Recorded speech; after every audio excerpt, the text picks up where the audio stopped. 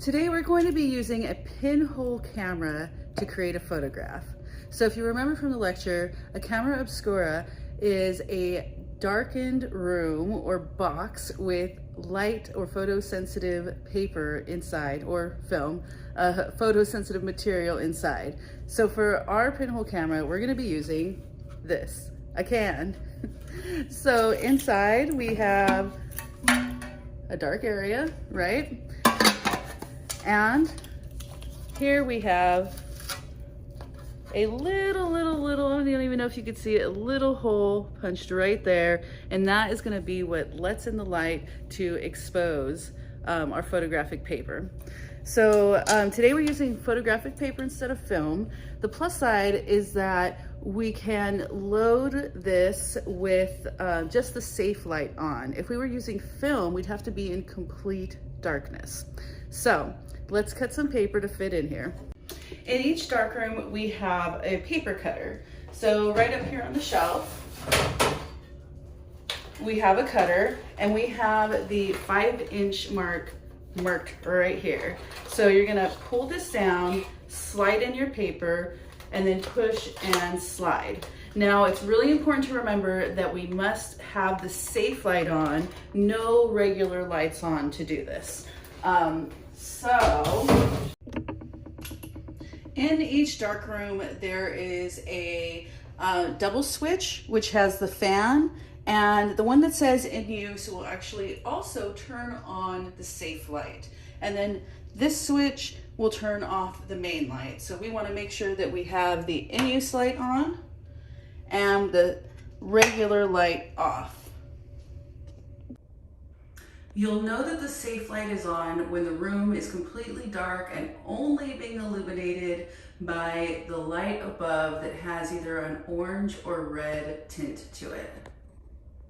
So for the purposes of this video, I have a light on, well, kind of, but just so you can see what's going on. But remember, for this part, anytime you have light sensitive material out, you need to either be in an area with a safe light or with no light at all.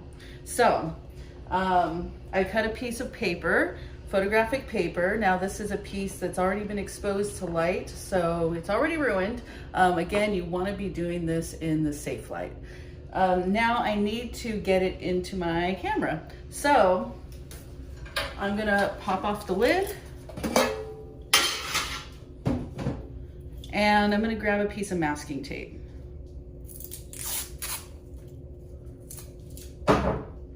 Get a piece of masking tape and create a loop, sticking one end to the other.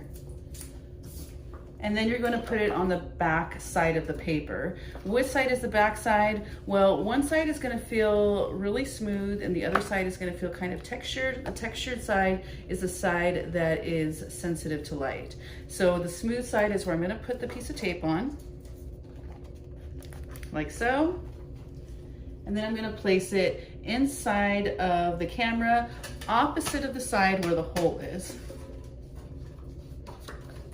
Now I've cut this piece of paper to 5 by 7. So I cut my 8.5/10 piece of paper in half, and then I cut off 1 inch from one side.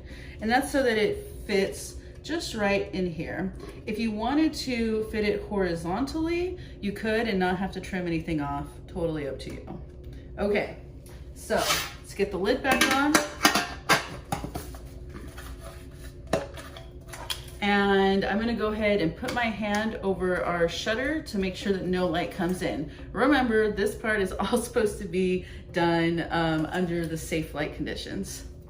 So next I'm gonna look for a really sunny area to actually photograph.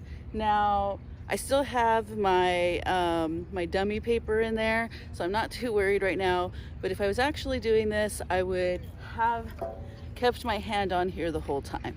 So you want to find a nice sunny place so that we have a shorter exposure time. We're going to try out 20 seconds.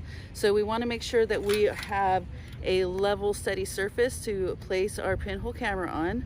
And if you remember, the shutter is opening up this way. So I want to drop the shadow so I'm not holding it.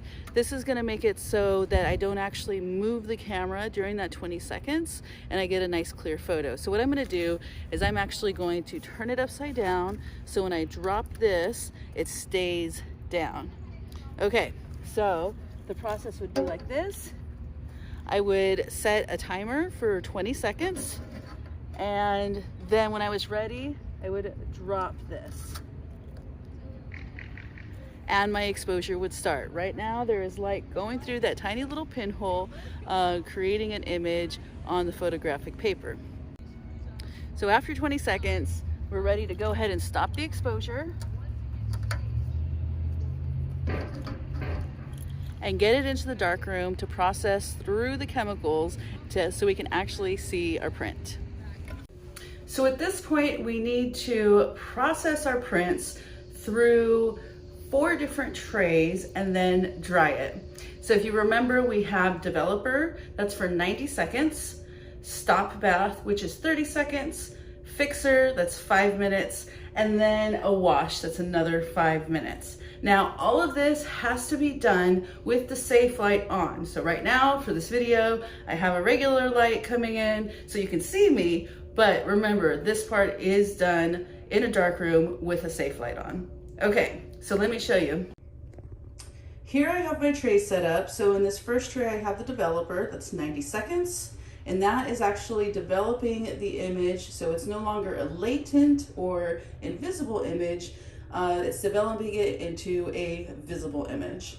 Next, we move over to a stop bath, which stops the development process, and that's for 30 seconds. Next, we go to fixer, which fixes the image to the substrate, in this case, paper. And that is for 5 minutes. Now, if you're doing a test print, which we'll get to soon, you can have it in the fixer for 2 minutes and bring it out into the light to see if it's a good print, or if it's a test to see where your test is at. And then you can return it back to the fixer. But if it's an image you want to keep, you want to make sure that it's in there for 5 minutes.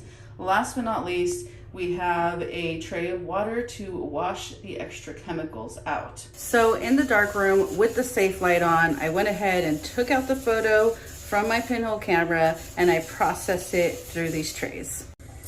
Again, we did the developer for 90 seconds, stop bath for 30 seconds, fixer for 5 minutes, and now my photo is in the wash for 5 minutes. Check that out. Once my print is done in the wash, I need to get it over here to the dryer. But remember, we can never ever transport wet prints through the lab because we could get water on the floor and people could slip. So we want to be safe. So what I want you guys to do is to come over to the dryer, and on top of the dryer, we have a bunch of trays that are nice and dry and ready to roll. So let's go back and get our print. So now that my print is done washing, I need to go ahead and turn off the water and get it into my tray.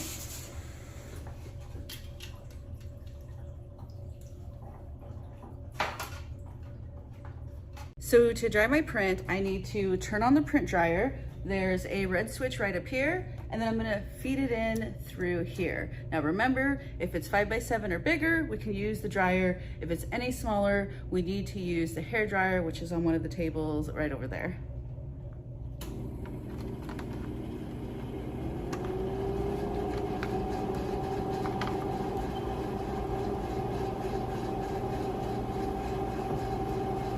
Now, while my print is going through the dryer, I need to make sure that I'm drying this tray so the next person has a nice tray that's dry for their print. So we have some paper towels right here, and I'm gonna go ahead and dry. Once the tray is dry, go ahead and just get it back on the stack. Okay, print's coming out.